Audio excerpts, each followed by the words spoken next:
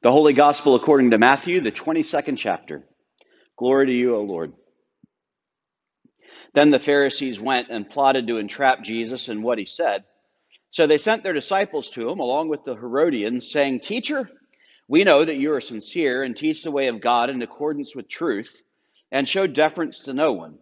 For you do not regard people with partiality. Tell us then what you think. Is it lawful to pay taxes to the emperor or not?" But Jesus, aware of their malice, said, "Why are you putting me to the test, you hypocrites? Show me the coin used for the tax." And they brought him a denarius. And Jesus said to them, "Whose head is this, and whose title?" They answered, "The emperor's." Then Jesus said to them, "Give therefore to the emperor the things that are the emperor's, and to God the things that belong to God." When they heard this, they were amazed, and they left Jesus and went away. The gospel of the Lord. Praise to you, O Christ. So in today's gospel lesson, by Matthew 22, we know what is happening. The chief priests and the scribes and the elders and their disciples, all the good church people, are plotting against Jesus and seeking for ways to make him stop or one way or another take him out. And Jesus knows what's going on because the writing is on the wall for this, and they'd been arguing for quite some time at this point. And so the Pharisees thought of a way to entrap Jesus.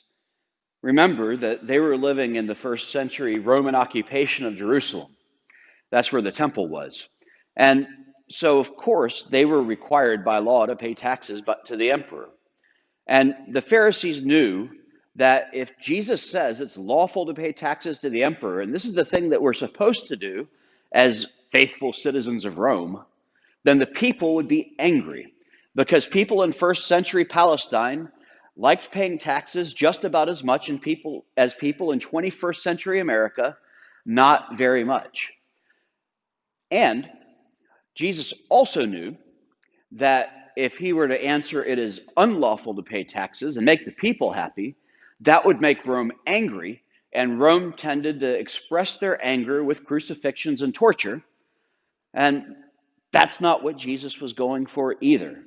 It reminds me of in The Princess Bride when Wesley, the dread pirate Roberts, gets iocane powder and says to the smart guy, "What you do not smell is iocane powder. And I've put it in one glass and not in the other. And so your task is to figure out which one to drink." And he says to Wesley, "Well, I clearly cannot choose the glass in front of me, and I clearly cannot choose the glass in front of you." And this is the kind of choice with which Jesus is faced in this scenario. He realizes both answers have their own type of peril. And as we know, by the time we get to this point in the gospel, there's a lot of peril to be perilous going around. So Jesus says he asks for the coin, and whose head, whose title. It's the emperor's. And we know what happens. He says, "Render unto Caesar what belongs to Caesar, and render unto God what belongs to God," in a more familiar, old-fashioned rendering. I always liked that one, to be honest with you. And it's a clever answer because it's a non-answer. I mean, it's like watching a Senate confirmation hearing. No matter who's being interviewed, I don't think I have ever heard anybody being interviewed in a Senate confirmation hearing who has given an actual answer to the actual question that was asked. It's an amazing talent to be able to say so much and say so little, but it's also a talent to be able to recognize when that is actually appropriate and when your non-answer is actually somewhat more revealing than the answer that you could have given that people are seeking. It's kind of like if I were to go ask my wife, does this suit make me look fat? And, on the one hand, she could lie and love me and say, "No, honey, you look great." Or she could be brutally honest and said, "No, it's your fat that makes you look fat." Most of the time, we know that a question like that is a trap. And so we find a reasonable way out of it. And this is no different, except that there is a truth that Jesus understands that didn't occur to the Pharisees. It's all about in whose image we are minted. Um, During our women's Bible study this week on Thursday morning, we had a conversation about the Thessalonians passage, which is kind of the opening to of Paul's letter to the Thessalonians, where he tells them all how awesome they are. And this isn't standard necessarily for Paul to tell people how awesome they are without a laundry list of things they need to do differently right away. I mean, we think about how quickly Paul gets into giving instructions on proper behavior in Romans, and it's almost like he says, "Hi, y'all, now stop doing this." But in Thessalonica, you know, Paul had this singular, interesting experience. Remember, Paul had been in prison, according to Acts. Paul had experienced an earthquake, and the doors of the cages in the prison popped open, and everyone else escaped except for Paul and his crowd. And when the guards came, they asked Paul why he didn't take the opportunity to run, and he essentially said, "Well, it's because I didn't want to get you in trouble." Here was this prisoner who was concerned for the safety of the guards who were imprisoning him on behalf of the Roman Empire. Here was this upstart, religious fanatic, probably according to the people who were the good people in that city, who needed to be stopped, and yet he doesn't feel concerned for the people who are imprisoning him, and he's not trying to curry their favor by saying nice things about them. He's not sending them flowery notes to try to convince them to let him out. Instead, Paul shows concern for the one who had no power. Paul shows concern for the prison guards who would get in trouble for letting prisoners escape. It's amazing what kind of power love and concern have, even in the face of the might of the Roman military. When you hear somebody who you don't expect to care one way or another about you say something that demonstrates concern, that recognizes your humanity, that kind of stops you in your tracks, because you certainly don't expect to hear it from that. And so, having finally left that area, Paul and his companions go on a road trip. And the image that stuck in my head since we had this conversation is that sometimes when you have a series, you have a really big dramatic arc, and in that dramatic arc, you also have a couple of episodes where they take a break from the drama. They take a break from the drama in order to have a little bit of levity, have a little bit of fun. They take that break from the drama, and instead of carrying on with the storyline, my favorite way of expressing this was in Avatar: The Last Airbender, which was a cartoon shown on Nickelodeon some years ago. It's really one of the best things I've ever seen on television. And in Avatar: The Last Airbender, they had each season they had these beach episodes. And the sister, who's the princess of the Fire Nation, who is one of the most intense individuals who has ever been in any show anywhere, decided that she needed to get away and have a little bit of fun. And so she went to the beach and was trying to be cool and laid back. And she went to a party with her friends. And every time she talked to somebody, her intensity went through and people ended up running away from her. And it ended up that eventually she burned down the house where the party was and shrugged her shoulders and walked away. And so even though that's not quite what happens in Thessalonica, it is the case that Paul goes there after having been imprisoned, and he goes to the mountains. We go to the mountains. Why do we go to the mountains? Because we want to get away. Why do we go to the mountains? Because we want to see the beauty of God's creation. Why do we go to the mountains? Because, those mountain communities are some of the most friendly places we can go. And there's a lot of good stuff to do in the mountains that recharge and refresh and restore your soul. And so Paul and his friends go to the mountains, and I kind of see it as a possibility that this was Paul's beach trip, except like the Fire Nation princess, Paul couldn't help but be who he was. And so he went to the small synagogue, and for 3 consecutive weekends, he preached and taught there and gave his interpretation of Scripture. until finally they ran him out of town on a rail. And so this is Paul writing and saying, to all you people who now believe in Jesus because of those 3 weeks we spent together, let me tell you how amazing you are. Let me tell you how much my contact with you has lasted and touched me.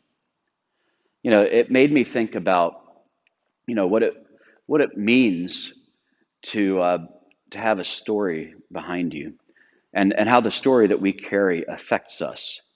In the South, a lot of times in the Baptist or Pentecostal traditions, and my friends who were a part of them, especially in high school, would say, well, I gave my testimony at church this week. And what they mean when they said they gave their testimony, what they're talking about is the moment when they felt like they were converted, the moment when they gave their lives over to Jesus, the moment they decided to be baptized, the moment where there was before and now they exist in after, because the old has passed away and Jesus has taken their heart. And they've given their lives and their control and their whole selves over to Jesus. And it made me think about what kind of story Paul is carrying into Thessalonica. And what's so fascinating about this story is that the story is fascinating. Paul, who was a committed Jew, who was committed to his faith, who was committed to his ministry, who was so ardent in his faith and so concerned for the purity of the faith that he persecuted Christians. And he went and found Christians and drugged them back to Jerusalem so that they might stand trial. There was all sorts of things that he did. And then Paul met Jesus on the road, and Jesus struck him blind and said, "Why do you persecute me, Saul?" And Saul went to Ananias, and who spread mud on his eyes, and Paul's eyes were open, and he became Paul instead of Saul, as a typical biblical story of conversion, that when you enter into the service of God, when you enter into a covenant with God, when all of a sudden you are someone who lives according to the promise of God, everything about you is changed down to your name. It happened with Abram and Sarai when they became Abraham and Sarah. It happened with Jacob when he became Israel. And here is Saul, who became Paul, and spent a lot of time arguing with Simon, who became Peter. And he was so fundamentally changed, even his name changed. And the story he carries with him is one that we hear as people who follow in the tradition of faith that Paul was championing. But imagine hearing about this Paul coming to see you if you're from Thessalonica or however you say it.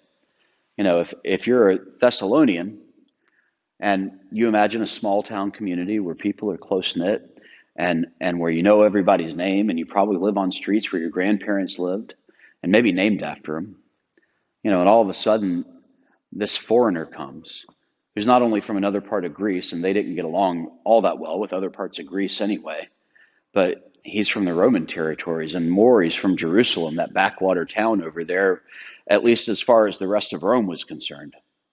And here he was coming to the great state of Macedonia, which was home to Philip of Macedonia, which was home to Alexander the Great. Paul comes to this place and has something to say to us, but we're not so sure how much we like outsiders. And wasn't this guy just in prison? They don't put you in jail for no reason. He must have done something. And here comes Paul with his testimony. I would love nothing more, maybe, than to hear what Paul said in that place, and to hear what it was about Paul's preaching and Paul's teaching and Paul's presence that made people go from following the religion that they had followed their whole lives, whether it's believing the Messiah had come as a person who's Jewish, or whether you follow a pagan tradition like these people like the Thessalonians did, and all of a sudden you drop your pagan beliefs and you begin to believe in Jesus and give up the entire religion of your ancestors for something new that this guy who had just come here from prison brought. I can't imagine what hearing that preaching might be like. I do imagine it had something to do with his story. I do imagine that it had something to do with the fact that what had been imprinted on him for his whole life was this sense that the revelation of God was complete through the law and the prophets, and that the only way that we can be a part of what God has planned for us is by following the law and following the words of the prophets, and that those who went astray were people who were doomed. And what had been imprinted on him was the teaching that caused him to follow this tradition ardently that was so exclusive, and treated the heretics so poorly. And what was imprinted on him was an understanding of the law of God that was a millstone around his neck, and he didn't even know it. And let me tell you about how God struck me blind. And then finally, I could see the grace and the glory and the love that comes only through the death and resurrection of Jesus Christ. Now I can see the promise of God revealed to me in Christ and Him crucified, so that I, who was blind and didn't know it, became physically blind. And not only did God open the eyes on my head, but God opened the eyes of my heart. And all of a sudden, I could see something new. So I knew when I was in prison, they hadn't really captured me, because God captured me long ago. And I knew when I was being persecuted that they couldn't touch me, even though they might touch my body, because Jesus had touched my heart. And I knew from the moment that I got knocked over on that road that my life would never be the same. And let me tell you about the love that will change your life, after which you will never be the same either. I wish I could have heard those words from Paul and known what they sound like. But I do know what words God speaks in my heart. And that even though as a Lutheran who was baptized as an infant, or at least a toddler, I may not be able to remember that moment. I see throughout my life, moment after moment after moment, where God calls and transforms me, and God calls and transforms me. And moment after moment after moment, I look back at the times before and they feel like different lifetimes.